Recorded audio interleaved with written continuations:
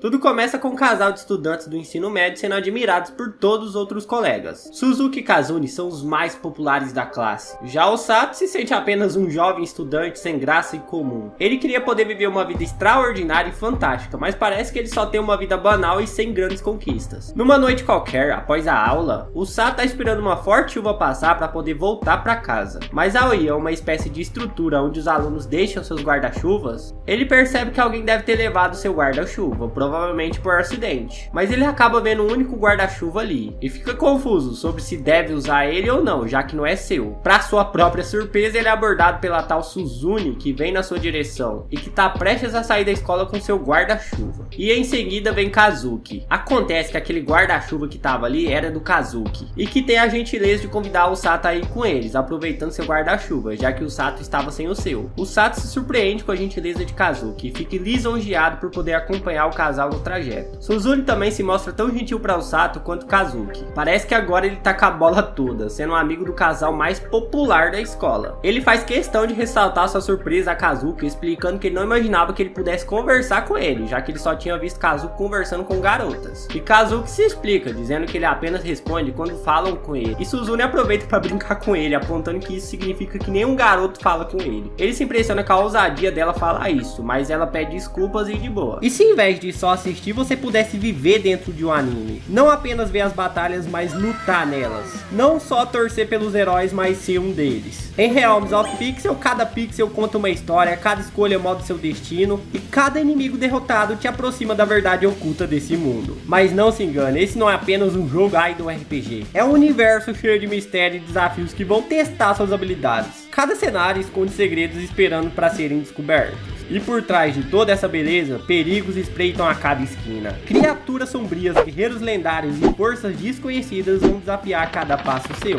Agora, será que você tem o que é preciso para sobreviver? O jogo tem diversos personagens jogáveis, incluindo alguns extremamente poderosos. Poderosos de verdade.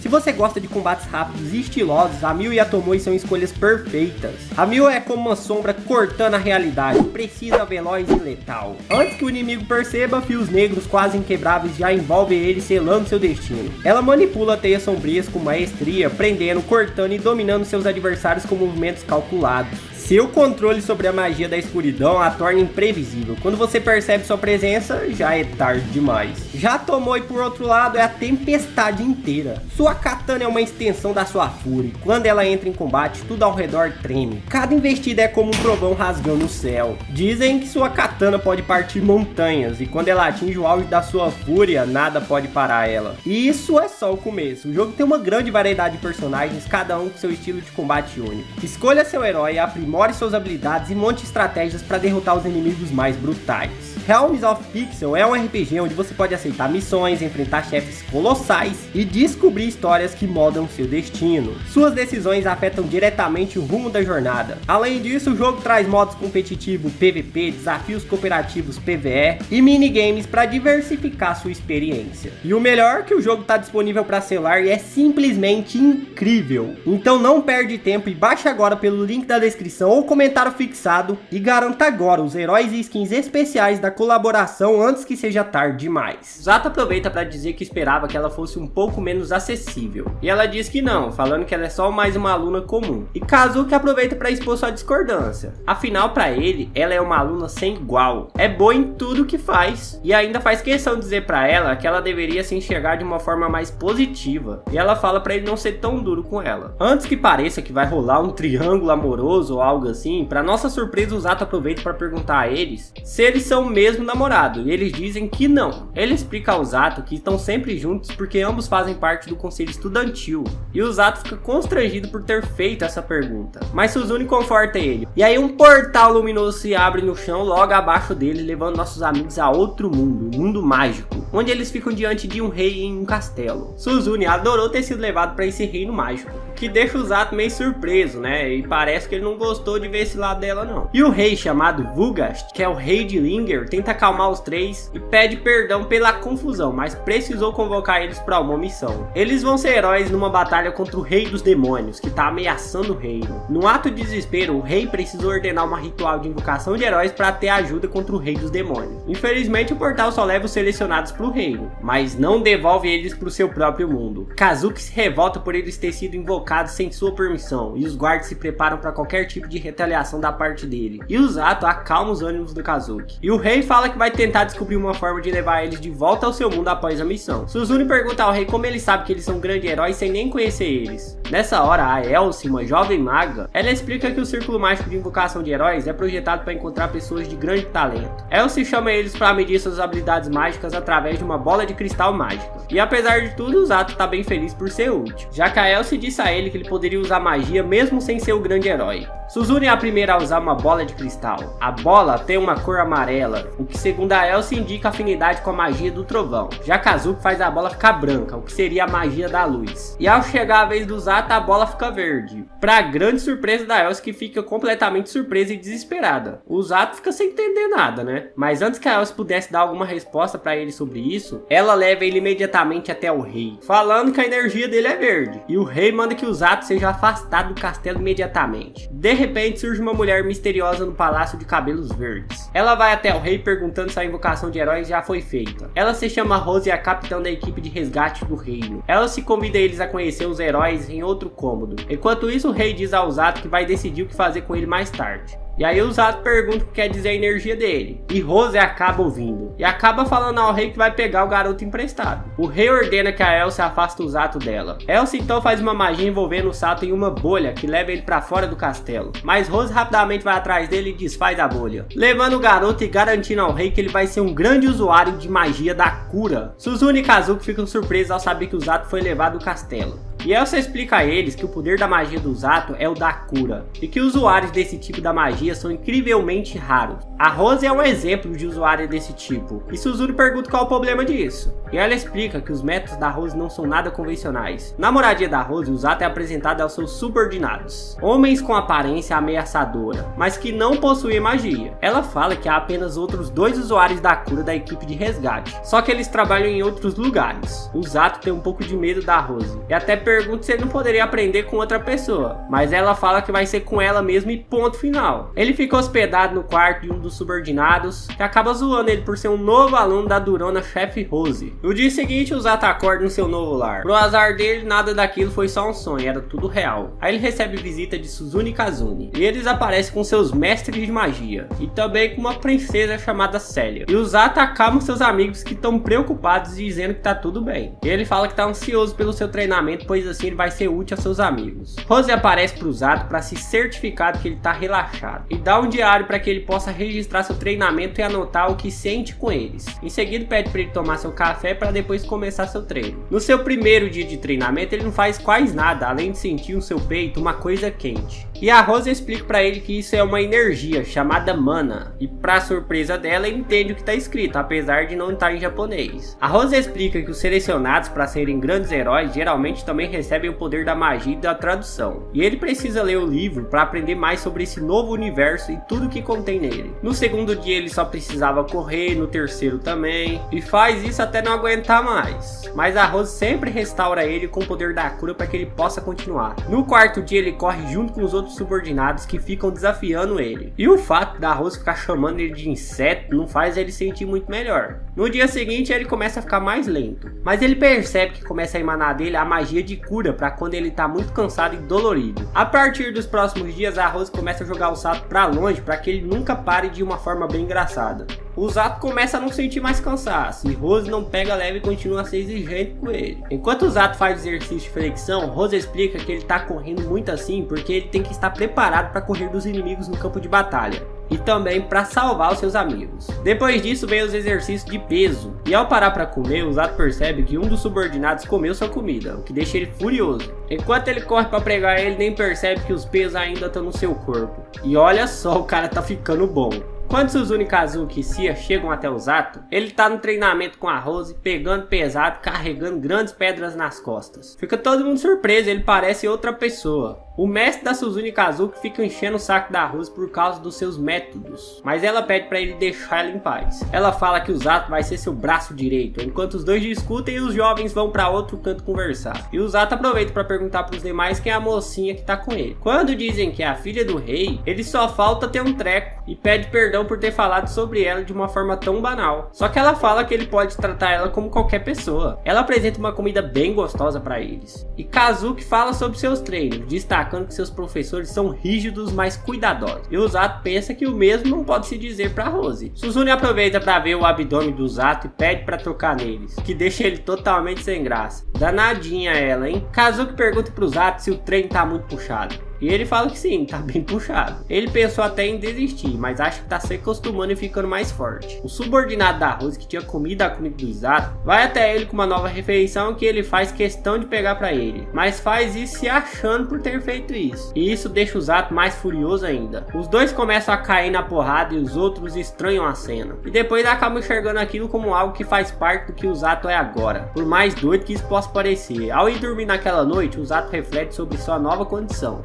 Na manhã seguinte, Rose leva ele a um lugar afastado, a uma floresta chamada Escuridão de Linger, famosa por ser cheia de monstros. E ele tem a missão de capturar uma das criaturas da floresta que ele conheceu através do livro. E é claro, né, ele fica morrendo de medo, mas a Rose pega ele e joga pra dentro da floresta. O Zato vai caindo com tudo na grande floresta, mas com o uso da sua magia ele consegue amortecer a queda. Ufa, né? Agora ele tem que se concentrar na missão e derrotar uma criatura da floresta parecida com o urso. Antes que ele pudesse pensar em qualquer outra coisa, o monstro aparece atrás dele e ele sai correndo para proteger sua vida. Depois ele para e se lembra do seu treinamento. Não tem como o urso botar mais medo dele do que sua própria mestra. Mas quando ele se dá conta, lá vem o urso na companhia de mais 2 ursos. Ele acha aquilo covardia e volta a correr. E corre tão rápido que consegue atravessar um grande abismo, deixando os ursos para trás. Aí ele passa a noite na floresta e vai contando os dias em que fica ali. Aí ele decide ir à caça do urso até se deparar com uma árvore com alguns arranhões no seu tronco. Com isso ele sabe que eles não devem estar muito longe. Ele ouve um barulho em alguns arbustos e se mantém atento, mas era apenas um coelho inofensivo com a pata machucada. Aí ele usa magia de cura para curar a pata do coelhinho e o coelho passa a querer seguir ele. E aí ele fala do grande urso e o coelho parece entender o que ele fala e começa a mostrar para ele o caminho que leva justamente aos ursos. Chegando lá, ele fica observando os ursos, disposto a matar eles, mesmo com seu amiguinho coelho suplicando para que ele não faça isso. Ao chegar lá, ele se depara com uma cena inacreditável. Um casal de ursos está morto, destroçados, com apenas o seu filhote vivo. Ao analisar as feridas, ele conclui que só pode ter sido obra daquela cobra gigante. E o pior, que ela fez isso em seu puro prazer de matar. Agora ele quer se vingar do filhote do urso indo atrás da cobra para matar ela. E pede que o coelho mostre o caminho para ele usando seu olfato. Ele chega até a cobra e trava uma batalha violenta com ela, enfiando uma lança no olho dela. Com isso ela fica em agonia. Depois ela tenta abocanhar um dos seus braços, mas pro azar dela, ele tá com uma faca nessa mão. E ele usa para esfriar ainda mais na cabeça dela por dentro da boca. Enquanto usa uma magia para curar o braço da mordida dela, o filhote de urso consegue fincar suas garras na cauda da cobra, dando oportunidade para o Zato subir na cobra e correr até sua cabeça, onde ele consegue dar um bom soco na cara dela, seguido de um golpe com uma lança, abatendo o animal. Ou pelo menos é isso que eles pensam. Depois de dar uma de vitoriosos e ter um momento singelo com o ursinho, a cobra volta a se levantar. Ele não sabe o que fazer porque já esgotou seu poder de cura e nem consegue mais levantar. Parece que chegou seu fim. A cobra vai em direção a ele e ele começa a falar mal da Rose, simplesmente por ela ter deixado ele nessa situação. Mas quando ele menos espera, a Rose aparece do nada e pisa na cabeça da cobra, matando ela. O Zato fica perplexo, ela tinha tudo sob seu controle o tempo todo. Na verdade, ele descobre que até mesmo o coelhinho era um bichinho de estimação dela enviado para vigiar ele. E foi o próprio coelho que avisou ela do perigo que o Zato estava correndo enquanto ele estava brigando com a cobra. A Rose revela que ela pertence ao exército do Rei Demônio que acabou fugindo para aquela floresta. Ela não imaginava que o grande urso fosse morto por ela e diz que nem um esquadrão inteiro da tropa de elite seria capaz de derrotar ela, o que deixa o Zato indignado porque ele quase morreu nessa história. E a Rose diz que foi uma forma de testar sua força, lutando contra algo bem mais forte do que ele. O ursinho começa a rosnar pra Rose, entendendo ela como uma ameaça pro Zato. E ela fica feliz de ver que eles se apegaram e volta pra casa, prometendo alguma punição pro Zato por ter ouvido ele falar mal dela. Ela diz pro Zato que ele tá apto a batalhar ao lado dela. Apesar de ter muito que aprender ainda, ele tem uma qualificação que nenhum dos outros usuários de magia da cura tiveram. A Rose convoca o Zato para batalhar contra os invasores de Linger. A sua missão é curar os feridos. Enquanto isso, no castelo do Rei Demônio, ele termina de conversar sobre os preparativos com sua general, uma linda moça de cabelos vermelhos e chifres enrolados na cabeça e que fala de um jeito bem submisso e educado. No caminho, ela esbarra com outro subordinado do Rei Demônio. Ele se chama Hiriluk e ele fica falando com ela, meio que fazendo leves provocações. E ela tenta ignorar ele. Depois de mostrar para ela um experimento no qual ele tá trabalhando, e é nada mais, nada menos do que uma cobra gigante, ou seja, o cara é uma espécie de cientista mágico, e é justamente ele que ajuda a fabricar aquele tipo de cobra que atacou o Zato na floresta. E eles comentam entre si sobre o último protótipo, que na verdade fugiu pela floresta após fugir de um inimigo chamado Siglis. Mas Hiriluk garante que esse novo protótipo é bem mais forte. O Zato tá feliz de ter voltado para casa e tava com saudade dos roncos do colega. Ele fica bem íntimo do ursinho azul, que agora ele chama de Blurin. A Rose aproveita para dar uma missão para ele, que é de carregar Blurin correndo, como se fosse um soldado ferido na batalha. E ele se cansa rápido. Rose explica que os humanos costumam sentir exaustão não apenas por motivos físicos, mas também por nervosismo, medo e impaciência. Com isso em mente, ela pede para ele correr na cidade carregando o urso. Aí ele corre e conhece algumas pessoas da cidade. Uma delas é ninguém mais, ninguém menos do que Orga Flare, um dos outros dois usuários da magia de cura, e que aplica seus poderes nos moradores da cidade que precisam de ajuda, junto com a irmã Ururu. É a outra usuária de magia de cura, que inclusive tem uma clínica na cidade. O Zato descobre que existem vários tipos de usuários de magia de cura, inclusive os que são melhores em curar os outros do que a si mesmo. Eles se despedem e ele volta para sua residência. Orga é chamado pelo seu irmão que vai até ele. Primeiro, o Zato vai fazer uma visita aos seus amigos no castelo. Ele se depara com Suzune, que fica muito feliz em ver o Zato com seu novo companheiro, o urso Blurin, mas Kazuki saiu para treinar com Siglis. Ele conversa com ela e Suzune deixa acabar que tem um certo interesse nele. Enquanto isso, Kazuki tá enfrentando lobos vermelhos, e Suzune fica um pouco com ciúme pelo Zato demonstrar mais preocupação com ele do que com ela, mas ele leva isso na brincadeira. Naquela noite, ao voltar para a residência, ele fala para Rose que não se sente bem lutando e que apenas quer salvar pessoas feridas. A Rose aceita bem isso. Na manhã do dia seguinte, ele é convocado para o castelo para acompanhar, adivinha, a Suzune no seu treinamento. Aí o Zato acompanha a Suzune em sua nova missão, e ela mais uma vez não consegue disfarçar que sente algum interesse especial por ele. Enquanto isso, a princesa Célia fica meio preocupada com Kazuki, que mal amanheceu o dia já estava treinando, sendo que no dia anterior ele teve um dia super cansativo do treino. Voltando para os dois pombinhos, a Suzune tenta carregar a Blurin dessa vez, mas não dá muito certo. Ela acaba caindo com a cara no chão e o urso caindo bem em cima dela. O Zato acaba tendo que usar magia de cura nela, e ela fica envergonhada, mas diz que tá tudo bem. No caminho, eles encontram uns homens de aparência ameaçadora na floresta, mas eles são uns completos estranhos olhando para eles de forma maliciosa.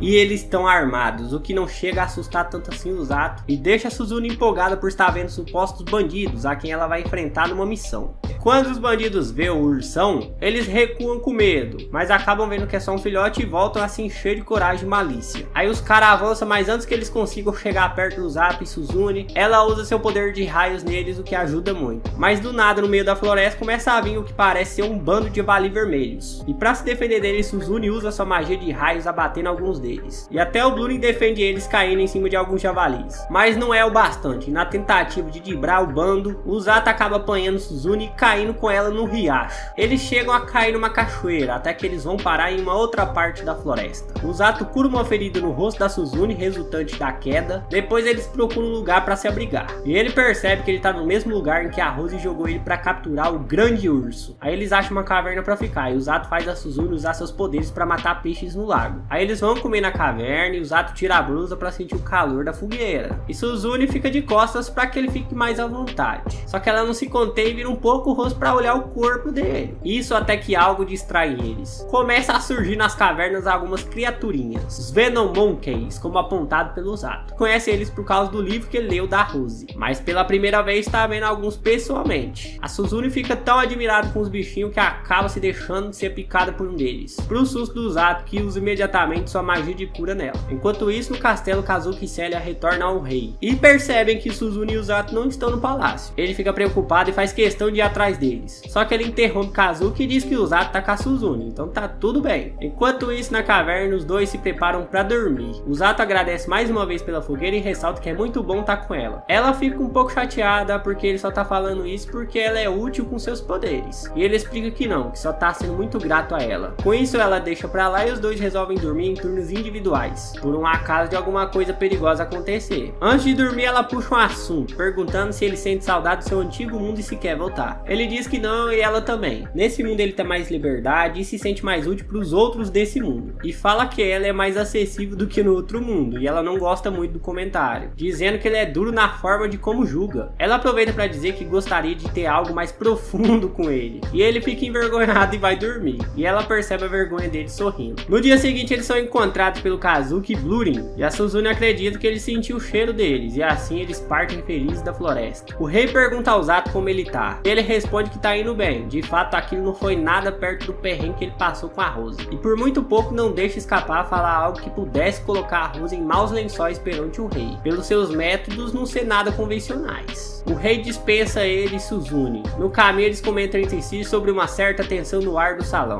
No corredor, Kazuki vai atrás deles e pergunta se estão bem. Junto com ele, Celia diz a ele que por pouco Kazuki não foi atrás deles na floresta. Antes que ele possa falar mais alguma coisa, ela tapa a boca dele encabulada. No pátio do castelo eles conversam. Suzune observa os dois conversando, comentando coisas com a Celia. Rapaz, eu tô achando que não vai ter jeito não, vai virar um triângulo amoroso mesmo. Após Kazuki e Celia se despedirem do Zato e Suzune, o Kazuki e a Celia vão conversar. A Celia diz que se sente que estão mais próximos, e o Kazuki responde que sim, achando que ele tá falando do Zato e da Suzune, mas na verdade ela tá falando dos dois mesmo. Enquanto isso, o rei discute com Siglis e a Rose sobre o bando de javalis. O rei acredita que eles podem estar fugindo do exército do rei demônio. Ele pede que o Siglis prepare as tropas. Depois o rei fala só isso com a Rose, pedindo que ela confirme a localização do exército do rei demônio. Ela fala que vai, ele ainda pergunta se ela poderia liderar as tropas, e aí ela rejeita. Com isso o rei entende que ela ainda tá traumatizada. Acontece que na verdade no passado Rose liderou o exército de Linger em uma batalha que fracassou miseravelmente, deixando muitos soldados mortos, e ela sempre se culpou por isso. E é por isso que uma das suas metades do seu rosto é sempre coberta pelo seu cabelo.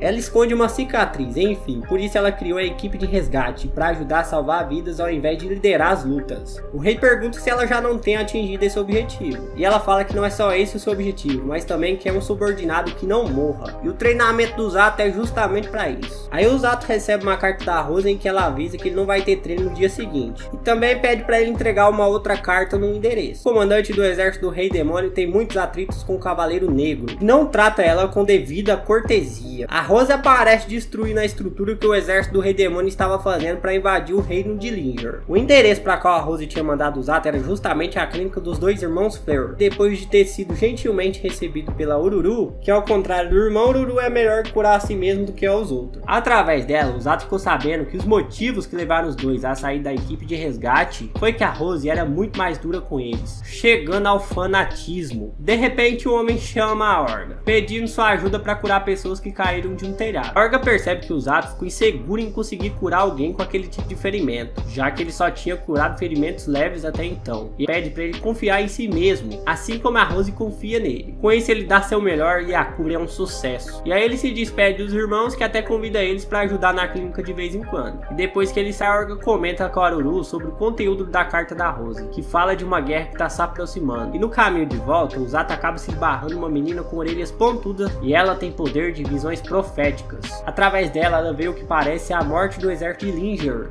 Ela diz que ele é o único que pode alterar esse futuro, e fala que ele deve retribuir a ela pela profecia que ela revelou, e sai correndo. E ele fica lá em choque. De volta ao castelo de Linger, o Zato pergunta ao guarda se ele já viu uma menina com orelhas pontudas de raposa pela cidade. Ele parece não saber, e a Rose chega de forma intimidadora, botando o cara pra correr de volta pro seu posto. Enquanto ele anda com a Rose, pergunta pra ela se ele não sabe sobre a tal menina raposa. Ele ficou sabendo pelo guarda que ela pertence ao povo fera, e a Rose diz que conhecia só de vista. Ela apareceu do nada na cidade, fugindo de sequestradores com apenas 12 anos de idade. O povo fera é muito visado pelos inimigos, pois eles têm poderes mágicos especiais. E o Zato menciona o poder de prever o futuro da menina. E a Rose explica que existem pessoas do povo fera chamadas de oráculos do tempo, que tem esse tipo de poder e que eles são raros. O Rei Lloyd agradece a Rose por ter salvado o avanço do exército do Rei Demônio na noite anterior. Ele também faz uma convocação de emergência dizendo que a guerra se aproxima. Kazuki e Suzune são chamados ao salão do rei. No caminho, Suzune percebe alguma coisa estranha na série, tipo na maneira como ela fica insegura ao falar com Kuzuki. O Zato não consegue dormir, pensando na menina raposa e na visão. E o Kazuki chama a atenção dele, mandando aquelas pequenas bolas luminosas pra ele ver na janela, pretendendo conversar com ele no pátio. Ele fala que sente muito medo da guerra que se aproxima. Já o Zato tá bem confiante. Depois que o Kazuki vai embora, a Suzune aparece mostrando que ela tava ali vendo os dois escondida. Mas pra ela, o Zato fica cansado, dizendo que já tem que ir. Ela não entende esse jeito dele. E ele fala que só tava dando uma força pro Kazuki por ele estar se sentindo inseguro, ao contrário dela. Kazuki e Celia se despedem de uma forma singela. Enquanto isso, o Zato apresenta Blurin pra Ururu, que tenta brincar com ele. O bichinho não tem muita afinidade com ela. Depois Orga explica pra Zato que essa vai ser a primeira batalha dela, assim como a dele. E talvez por isso ela esteja tentando só se distrair um pouco. A Rose chama o Zato pro seu quarto pela primeira vez. Calma aí, não é nada disso que você tá pensando. Ela só repassa pra ele algumas outras dicas de batalha, como ele não se sacrificar à toa e ter prudência na hora de decidir quem vai salvar em cada momento da batalha, se preservando dos inimigos e não tentando atrapalhar os soldados na luta, como por exemplo, querendo curar ferimentos leves enquanto estão firmes e fortes. Do contrário, os resgatadores viram alvo fácil para os inimigos, e ele sai dali disposto a dar o seu melhor. O exército parte com suas carruagens. Ururu pergunta se já chegaram como se fosse o burro do Shrek. Um dos subordinados explica para Ururu que eles precisam estar o mais longe possível do castelo para a batalha, para não colocá-los em risco. E ela responde que faz sentido, né? O Zato vai com a Rose na frente da carruagem. Ele pergunta para ela como os demônios são, e ela responde que são semi-humanos, mas eles têm uma mana mais forte. A Rose pergunta se ele amarelou, e ele fala que não, já que conhece alguém mais intimidador, que no caso é ela. E aí vemos um flashback da Rose e seus antigos alunos, mostrando que ela era ainda mais dura, e dava um cascão numa aluna só por falar demais, e ouvir conversas dela escondida. Ao chegar na residência da equipe de resgate, a Rose põe um treinamento pesado nos alunos, alegando ter tomado a decisão de fazer isso depois de conversar com a aluna U.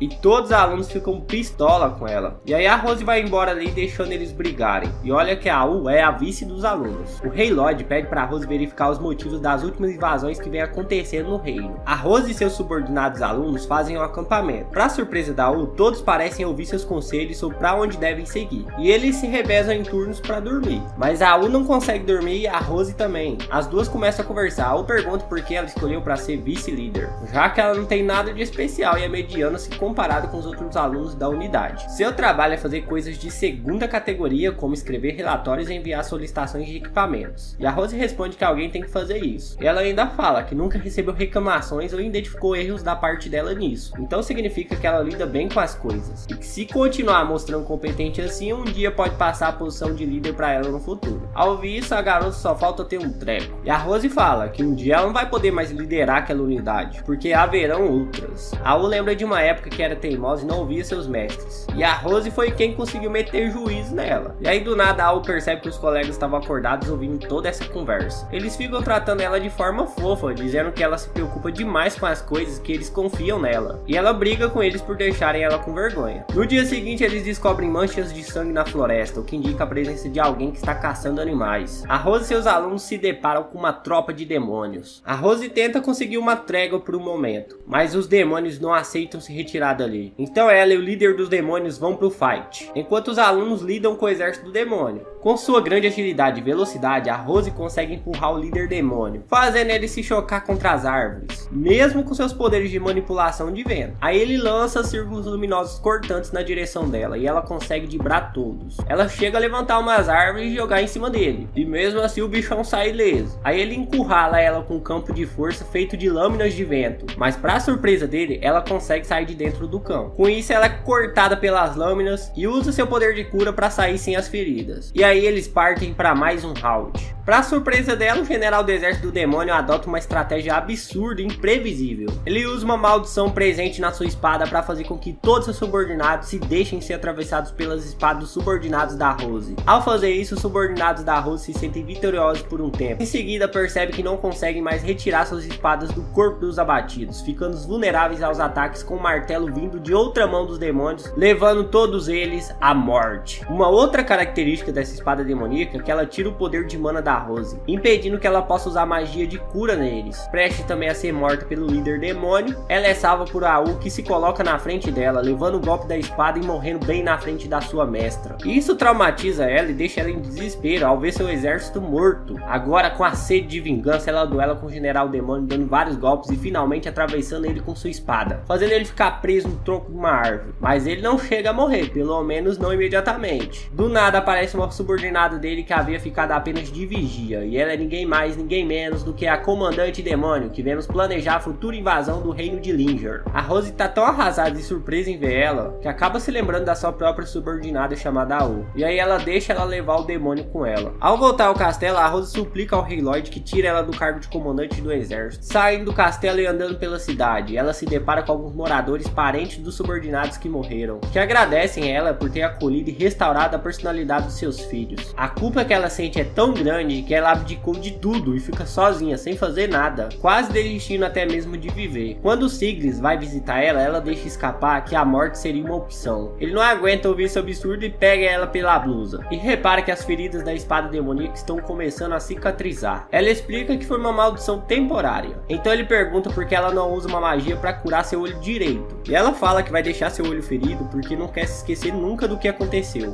Com isso ela pensa em se vingar contra os demônios, mas ela começa a ter umas visões da U encorajando ela a continuar, e depois ela vê todos os outros alunos conversando com ela. Aí ela se emociona e chora. Com isso ela tem a ideia de criar a equipe de resgate do reino. Voltando ao presente, que a Rose está do lado do Zato na carruagem, ela começa a falar umas coisas boas pra ele que até ele estranha, e fala que ele é raro, porque não são todos que podem ser treinados como ele. Amanhece e o grande dia chegou. O exército está dormindo no acampamento, com exceção do Zato, que sai pra ver a região. E ele é surpreendido pela chegada da Suzune, que tá toda empolgada e quer mostrar pra ele sua nova armadura, que é personalizada para uma usuária de magia do trovão. O Zato surpreende com a empolgação e fala que não esperava que ela gostasse de coisas que são, nas palavras dele, fofas. E ela menciona que também gosta de fazer coisas fofas, como cultivar cactos, por exemplo. E ele fala que isso talvez não seja exatamente fofo. E ela se cansa desse lenga-lenga, ela tá afim de dar uns pega nele, mas ele não se toca. O Kazuki chega e literalmente agarra ela pelos braços para ela não avançar para cima do Zato, e leva ela pro campo de batalha. Depois de receberem instruções do Siglis, Kazuki e Suzune trocam uma ideia, e ele percebe que ela tá nervosa, e ela diz que sim, mas que também tá animada.